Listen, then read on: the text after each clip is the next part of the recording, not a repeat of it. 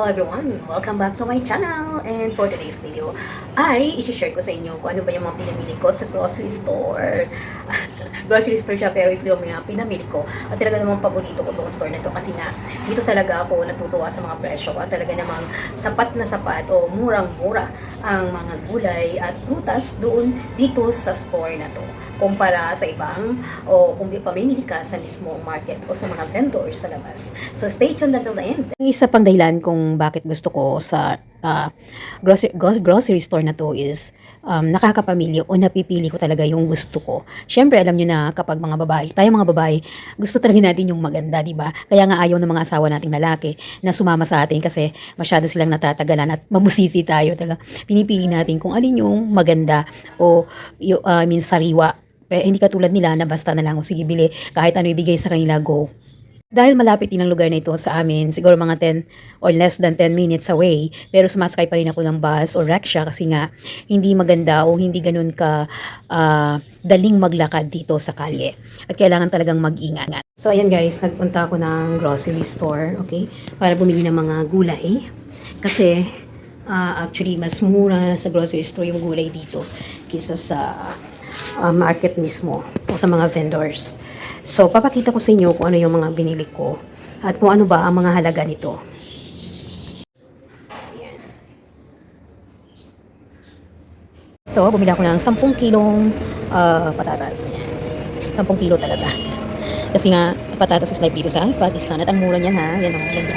Ang lalaki pa. Pwede ang ganang pang french fries. At ito naman, 5 kilong sibuyas. Kasi nga, yung katamtaman ng laki at saka yung malalaki. Kasi nga, mahilig din sila dito sa sibuyas. So, ayan, 5 kilo. Okay? At ito naman ay 2 kilo lang. So, good for 1 month na yan. Ang aming patatas, ayan, mayroon pa. Kasi hindi kumasya. Kasi nga, 10 kilo yung binili kong patatas. Hindi din ako na ilang grocery katulad nitong noodles. On sale siya for 155 rupees only. Bumili din ako ng shawarma bread. At syempre itong ating pang baking at saka seasoning na Knorr product. At chocolate powder at bay leaf or ano bang tawag nga dyan. Nakalimutan ko sa Tagalog. Yeah, basta. Yun na.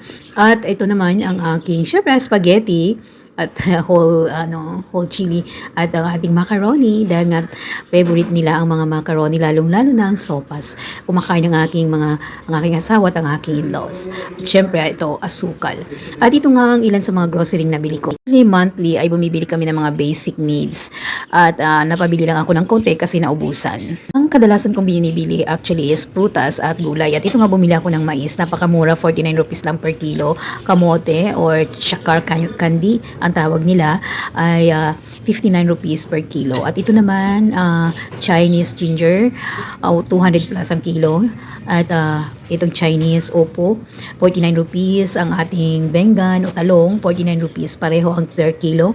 At ganun din itong ating labanos na pagkahaba-haba, 49 rupees. At ito naman ang cabbage o bangobi ang tawag nila is 29 rupees per kilo. At ito namang ating tray o patola is 89 rupees per kilo. Ang carrots at ang cucumber is 49 rupees per kilo.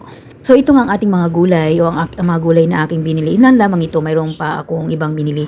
Katulad nitong onion spring, 1 kilo for 19 rupees. 150 rupees naman ang per kilo nitong ating Chinese repolyo o cabbage. 100 plus rupees naman ang kilo ng ating coriander leaves. At ito nga, napakaganda ng aking cabbage na nabili. Mayroon din tayong cauliflower, 49 rupees per kilo. Ang mura sobra as in.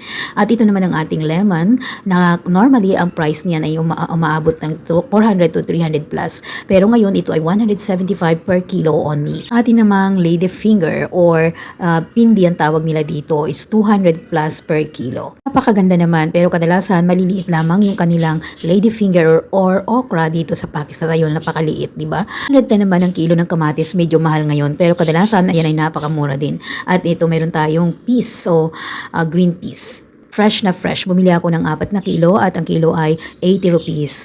At ito naman ang ating green chili, 49 rupees per kilo. Ang turnip or shell gum, ang tawag nila dito, 49 rupees per kilo also. Napakamura at sariwang-sariwa. Pwede itong kainin ng hindi luto at pwede ding lutuin. Maraming nagagawang luto sa shell gum or turnip.